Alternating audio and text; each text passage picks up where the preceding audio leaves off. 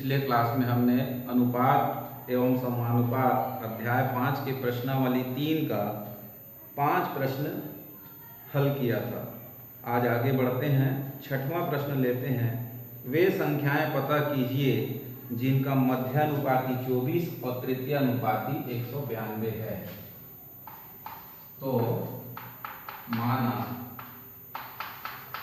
वे संख्याएं x व y है। तो प्रश्नानुसार मध्यानुपाती क्या बताया गया? 24। तो x अनुपात 24 अनुपात y यानी 20 में लिखेंगे। इसलिए x बटे 24 बराबर 24 बटे y। तो x बराबर हो जाएगा 24 गुणित 24 बटे y और इसको दे दीजिए इक्वेशन नंबर 1। फिर कहा गया है कि तृतीयानुपाती 192 है। तो x अनुपात y अनुपात 192 होगा। फिर इसको कैसे लिखेंगे? x बटे y बटे 192। तो x बराबर y गुणित y कर देंगे तो y स्क्वायर बटे 192 होगा। ये हो जाएगा इक्वेशन नंबर 2। 1 और 2 को ध्यान से देखें तो लेफ्ट हैंड साइड दोनों बराबर है, तो राइट हैंड साइड का कंपेयर करेंगे। या कह सकते हैं कि समीकरण 2 से x के मान को उठा के 1 में रख दीजिए या 1 से उठा के 2 में रख दीजिए, यानी दोनों का यूज करना है। तो उसको ज्यादा ना लिखते हुए समीकरण 1 व 2 से y स्क्वायर बटे 192 बराबर 24 गुणित 24 बटे y लिख देंगे।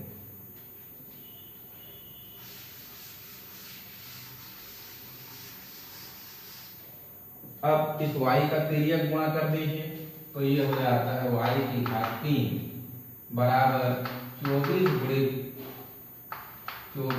192।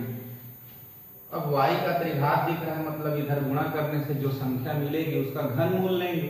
तो वैसे 24, 192 बड़ी बड़ी संख्या है, तो सबका गुणा न करते हुए गुणनखंडों में तोड़ दीजिए उसको। तो 24 गुणित 24 गुणित 24 गुणित 8 बराबर 192 होता है। फिर 8 को आप क्या लिख सकते हैं? 2 गुणित 2 गुणित 2। तो यहाँ देखेंगे 24 गुणित 2, 24 गुणित 2, 24 गुणित 2, 3 बार बन गए। तो 24 दूनी 48 गुणित 48 गुणित 48 लिख लीजिए। तो ये आ गया 48 की घात 3। इसलिए घनमूल लेने पर लिखिए या ना लिखिए, y बराबर क्या आ जाएगा? 48। इस y का मान 1 में रखने पर, तो 1 हमारा क्या था?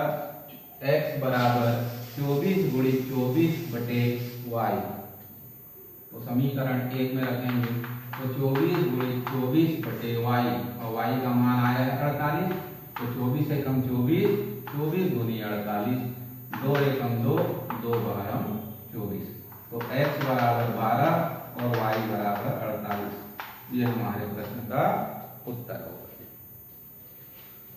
नेक्स्ट क्वेश्चन लेते हैं 7वां।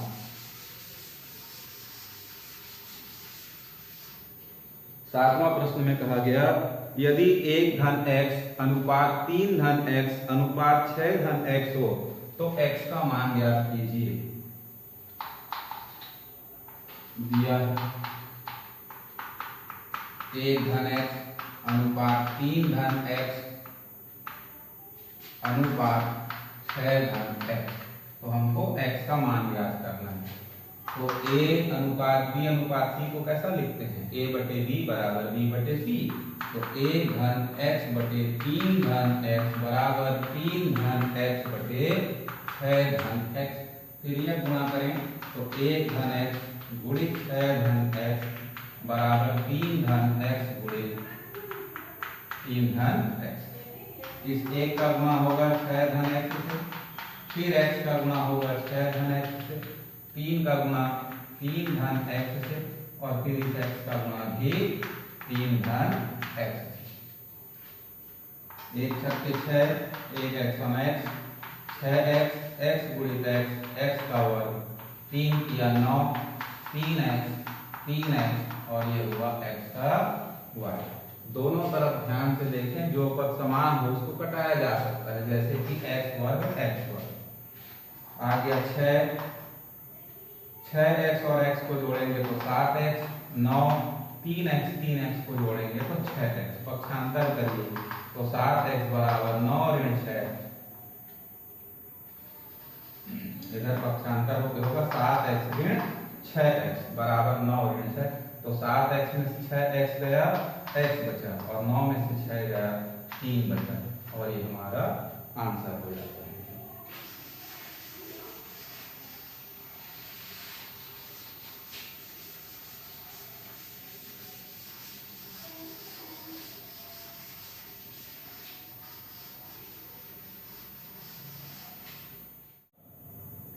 दो संख्याओं का अनुपात 3:5 है। यदि प्रत्येक में से 9 घटाया जाए तो वे 12:23 के अनुपात में हो जाते हैं, तो पहली संख्या क्या है? तो देखो, क्वेश्चन नंबर है 8। तो दो संख्याओं का अनुपात 3:5 है। तो माना पहली संख्या 3x व दूसरी संख्या 5x होगी। ऐसा इसलिए लिया क्योंकि संख्याओं का अनुपात क्या दिया हुआ है? 3:5। अब प्रश्नानुसार काम करें कि प्रत्येक में से 9 घटाया जाए तो नया अनुपात 12:23 हो जाता है। तो पहली संख्या 3x में 9 घटाए और दूसरी संख्या 5x में 9 घटाया, तो जो अनुपात बन रहा है वो 12:23 के बराबर है। तो हम 12/23 के इक्वल उसको लेंगे। फिर तिर्यक गुणा कर दीजिए, तो ये हो जाएगा 23 गुणित 3x ऋण 9, 12 गुणित 5x ऋण 9। 23 तिया 69x, 9 तिया 27, 9 दूनी 18 और 2 20, 207 आ गया। 12 पंचे 60 और 12 निया 108। पक्षांतर करिए तो 69x ऋण 60x ऋण 207 उधर गया, धन 207 ऋण 108। 69 में 60 गया, 9x और इधर आ गया 99 बचेगा। 207 में 108 घटाएंगे तो x बराबर 99/9। तो 9 एकम 9 और 9 11 99। तो x बराबर 11 आया। प्रश्न में पूछा गया पहली संख्या बताइए, तो पहली संख्या क्या है? 3x, इसलिए पहली संख्या 3x है, तो 3 गुणित 11 लिखेंगे और पहली संख्या क्या मिल जाएगा? 33 मिलेगा।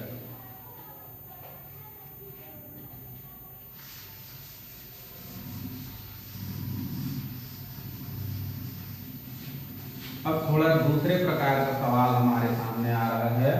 जैसे पढ़ के बताता हूं। 9 नंबर में जो प्रश्न है, 10 नंबर में है, 11 नंबर में है, 14 नंबर में है। ठीक, इस प्रकार के प्रश्नों को तो 10, 9, 10, 11 और 14, 9, 10, 11 और 14, ये चारों प्रश्न एक जैसे हैं। यहाँ पर कुछ मजदूर कुछ घंटे काम करके और कुछ दिनों में काम को पूरा करते हैं, इस प्रकार का सवाल है। यानी अनुक्रमानुपाती और व्युत्क्रमानुपाती पर आधारित। जैसे मान लीजिए आप एक पेन खरीदते हैं तो 10 रुपए देंगे, 2 पेन खरीदेंगे तो 20 रुपए देंगे। यानी जैसे जैसे आप पेन की संख्या बढ़ाएंगे आपको अधिक रुपए देना पड़ेगा। इस कंडीशन को कहते हैं अनुक्रमानुपाती। ठीक इसके विपरीत यदि आप 1 घंटा पढ़ते हैं तो एक पुस्तक पढ़ने में मान लीजिए आपको 100 दिन लगता है।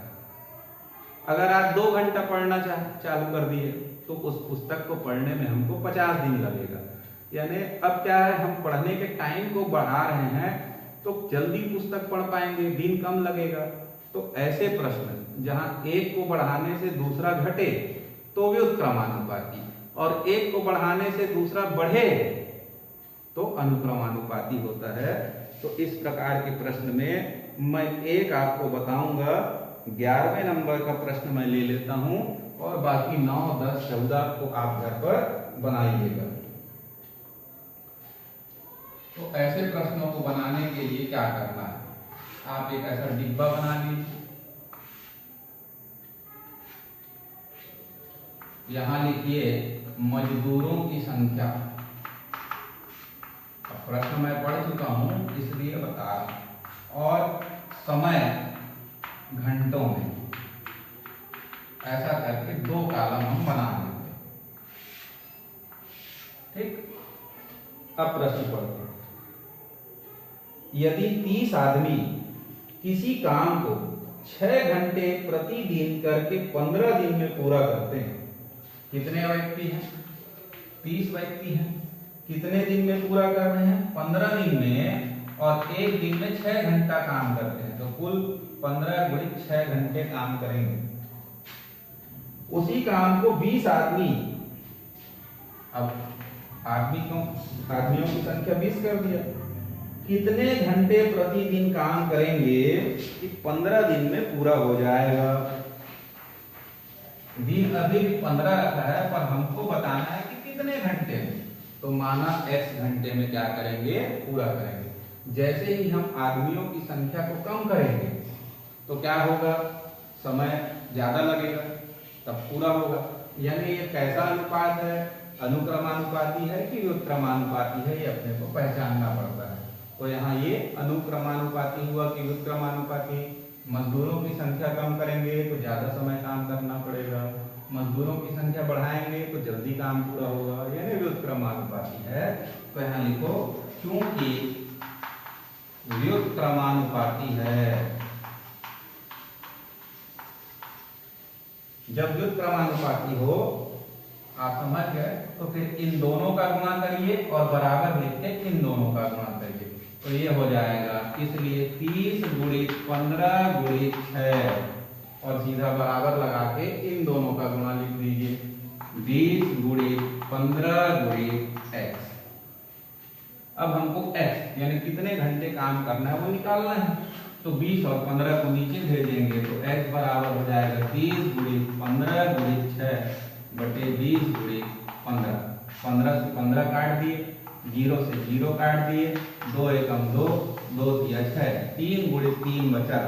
यानी अब काम करने का समय हमको बढ़ाना पड़ेगा। व्यक्तियों की संख्या कम हुई तो पहले जो 6 घंटा काम करते थे अब 9 घंटा काम करेंगे तो आदमी 20 लगेंगे। ओके, तो बाकी आप 9वां, 10वां और 14 नंबर के प्रश्न को बनाइए, नहीं बनने पर आप पूछ सकते हैं। रायपुर से 75 किलोमीटर प्रति घंटा की औसत चाल से चलकर रायपुर 4 घंटे में पहुंचती है। मार्ग में बाधा व ट्रैफिक आ जाने के कारण कार की औसत चाल 15 किलोमीटर प्रति घंटा कम हो जाती है, तो कार को रायपुर पहुंचने में कितना समय लगेगा? तो इसको 2 तरीके से बना सकते हैं, तो अनुक्रमानुपाती व्युत्क्रमानुपाती से भी बनेगा और एक दूसरे स्टाइल से भी बना सकते हैं। तो 75 किलोमीटर प्रति घंटा की चाल से चली गई दूरी क्या हो जाएगा? 75 गुणित 4 किलोमीटर। अब मार्ग में बाधा आने के कारण कार की स्पीड में 15 किलोमीटर की कमी हो गई, तो जो पहले 75 किलोमीटर की चाल से चल रहा था वो क्या चलेगा? 60 किलोमीटर। तो 60 किलोमीटर प्रति घंटा की चाल से x घंटे में, यहाँ थोड़ा सा गड़बड़ हो गया है, 75 किलोमीटर प्रति घंटा की चाल से 4 घंटे में चली गई दूरी करना पड़ेगा। 60 किलोमीटर प्रति घंटा की चाल से x घंटे में चली गई दूरी करेंगे तो वो हो जाएगा 60 गुणित x। अब रायपुर से सरायपाली की दूरी चाल को कम या ज्यादा करने से तो बदलेगा नहीं, तो पहले 4 घंटे में चली गई दूरी और बाद में कम स्पीड से 4 घंटे में चली गई दूरी, दोनों कैसा होगा? बराबर। तो प्रश्नानुसार चली गई दूरी बराबर चली गई दूरी, तो 60x बराबर हो जाएगा 75 गुणित 4। तो x बराबर 75 गुणित 4 बटे हुआ 60। 15 का पहाड़ा पढ़ दीजिए, 15 पंचे 75, 15 चौक 60, 4 एकम 4 एकम, तो कितना आया? 5 घंटा लगेगा। यानी व्युत्क्रमानुपाती का सवाल था ये, ठीक? ऐसा भी इसको हल कर सकते हैं। नेक्स्ट क्वेश्चन लेंगे 13 नंबर का।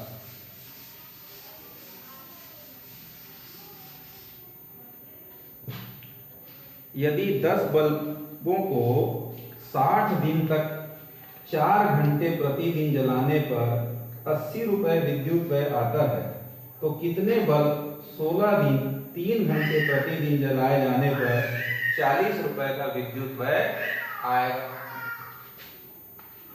तो क्या निकालना है उसको मान लीजिए।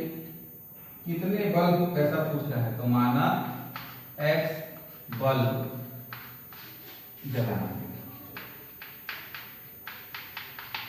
ठीक। अब आप ऐसा डिब्बा बना लीजिए। तो विद्युत व्यय रुपए में और कुल समय घंटों में, इसको नोट कर लो। अब देखिए, जब 10 बल्ब 60 दिन 4 घंटा चला, बल्ब 10 है, 60 दिन चला, 4 घंटे चला, तो तीनों का गुणा हो जाएगा। 60 दिन 4 घंटे के हिसाब से 240 घंटे हुआ, और 10 बल्ब जला, तो ये कुल समय हो गया। तब विद्युत व्यय कितना रुपए आ रहा है? 80 रुपए। तब विद्युत व्यय कितना है? 80 रुपए है। अब कितना बल्ब जलाएं? 16 दिन तक 3 घंटा, तो लिखे हैं x बल्ब जलाएं, तो बल्ब की संख्या x, दिन दिया है 16 और 3 घंटे जलाया जाए, तो इन तीनों का गुणा, तब विद्युत व्यय कितना रुपए आता है? 40 रुपए हो जाए।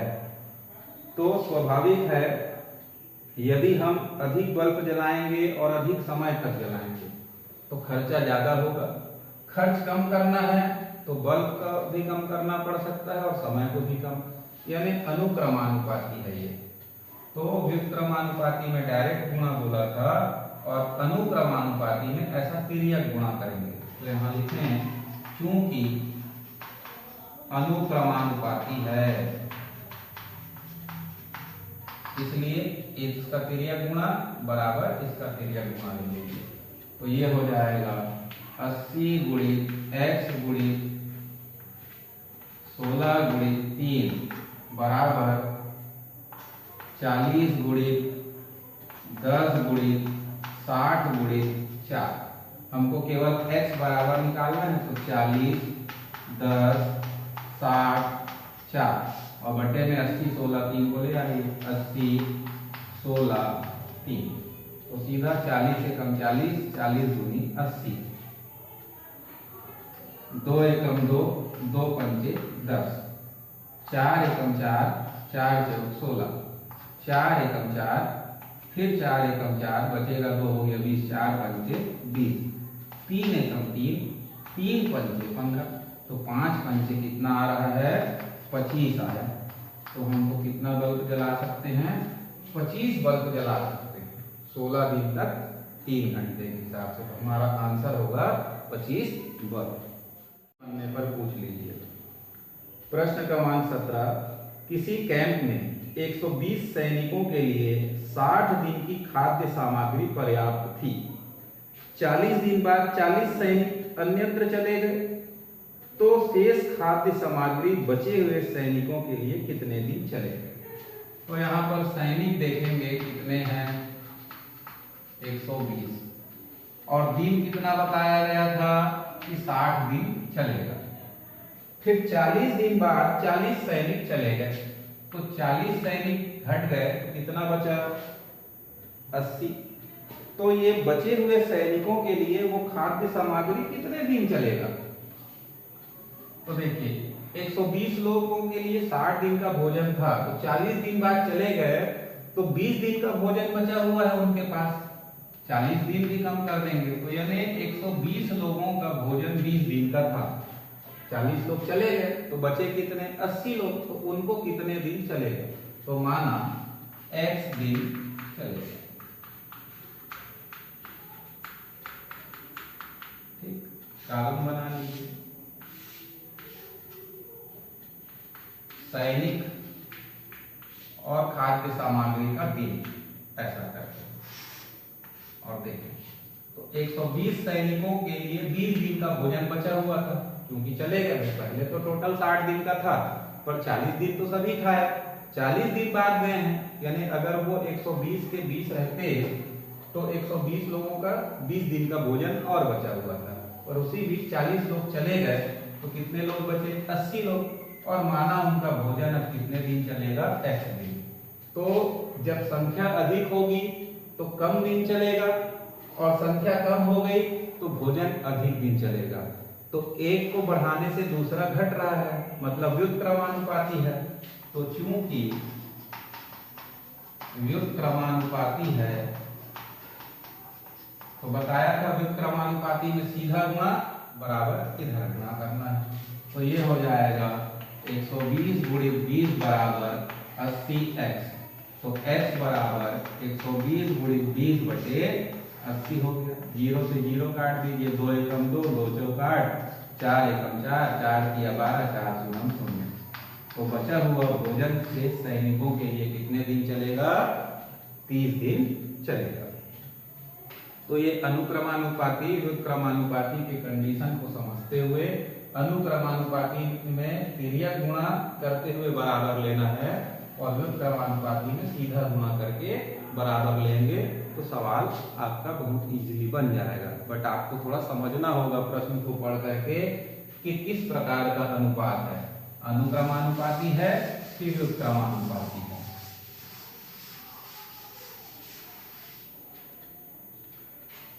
एक्सरसाइज का लास्ट क्वेश्चन देखते हैं।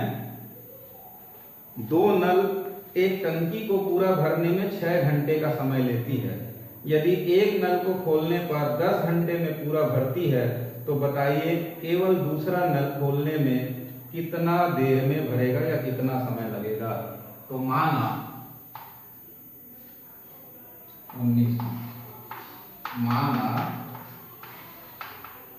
दूसरा नल x घंटे में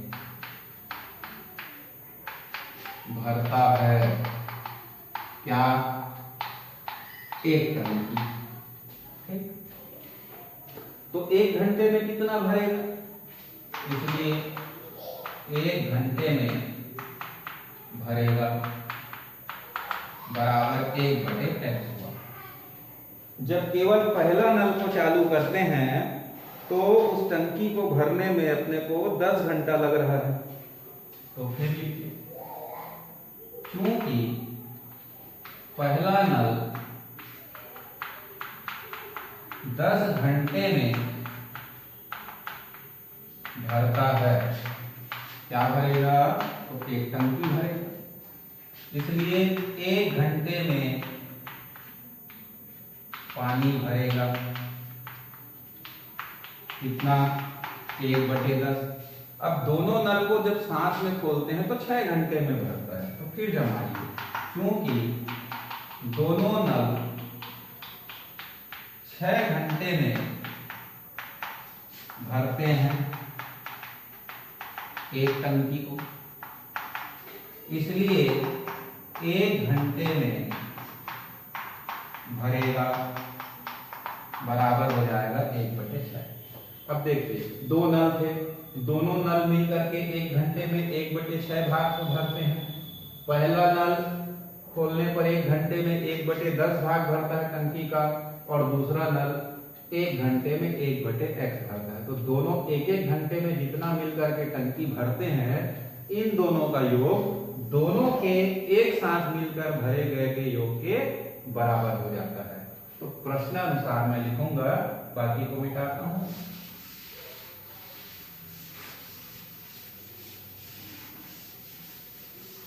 तो ये हो जाएगा प्रश्नानुसार 1/10 घंटा में पहला टंकी भरा, 1/x में दूसरा टंकी भरा 1 घंटे में, तो दोनों मिलकर के दोबारा 1 घंटे में भरते हैं 1/6। बात समझे? एक घंटे के काम को ऐड कर दीजिए। नल ए के द्वारा 1 घंटे में भरा गया पानी धन नल दूसरे नल के द्वारा 1 घंटे में भरा गया पानी का योग बराबर होगा दोनों के द्वारा मिलकर के भरा गया पानी। अब इसको हमको हल करना होगा। तो लघुत्तम नहीं बनता तो नीचे का गुणा और तिर्यक गुणा, तो 10x तिर्यक गुणा x एकम x और 10 एकम 10 बराबर 1/6x। फिर तिर्यक गुणा करिए तो 6x 6 दहम 60 और इधर गुणा कर दीजिए तो ये हो जाएगा 10x। पक्षांतर करिए 60 बराबर 10x 6x, तो 60 बराबर आया 4x, इसलिए x बराबर 60/4, 4 एकम 4, 4 पंचे 20। तो दूसरे नल को उस टंकी को भरने में कितना समय लगेगा? 15 घंटे का समय लगेगा। क्लियर है? बाकी प्रश्नों को बनाइए, जो नहीं बनेगा आप इसको पूछ सकते हैं, बाकी थोड़ा मेहनत करना होगा, है ना। बात को समझना है कि प्रश्न को किस टाइप से हमको ऑपरेट करना है जी।